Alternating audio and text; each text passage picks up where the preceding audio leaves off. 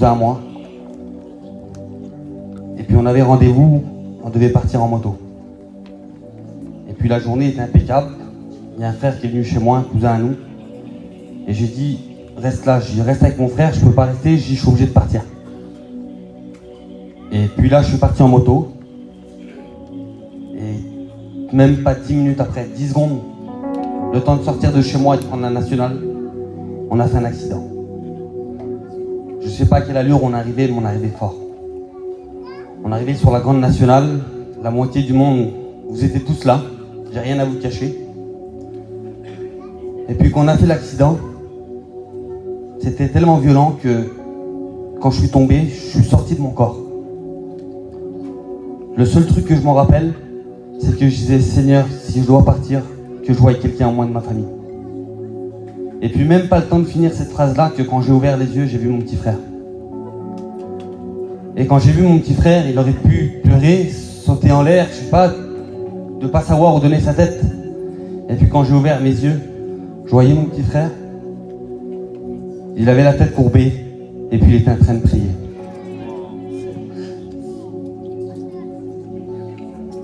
Et puis là, je voyais comment mon frère s'éloignait de moi. Et puis là, je suis parti dans un coma.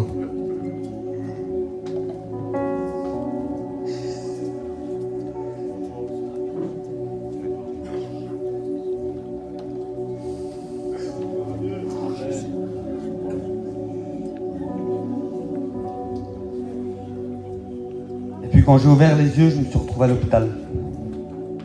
Je venais juste de sortir du scanner, des radios. Et puis là, le docteur est venu me voir et j'ai demandé. Je dis, qu'est-ce qui se passe? Il m'a dit, qu'est-ce qui se passe? Il me dit, voilà, vous avez eu un accident de moto très violent. Dans les radios, le scanner, on a vu que votre colonne vertébrale était cassée en deux. Demain matin, à première heure, vous allez passer au bloc opératoire et on va vous opérer, monsieur. Et j'ai demandé, monsieur, est-ce qu'il y a un risque?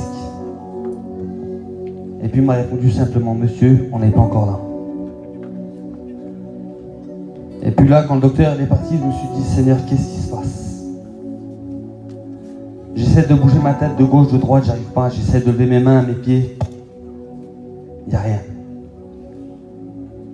Et puis je commence à dire une parole à Dieu. Je dis, Seigneur, j'ai 31 ans. Toute ma vie, elle est devant moi. Si je dois rester handicapé, prends-moi. Je voyais déjà toute ma misère devant moi. Je dis, Seigneur, prends-moi. Et puis j'ai fermé les yeux et puis j'ai dormi. Et puis le lendemain, avant de passer à l'opération, je suis repassé un scanner. Et quand j'ai passé ce scanner-là, ça n'avait rien à voir à ce qu'ils avaient dit un jour avant.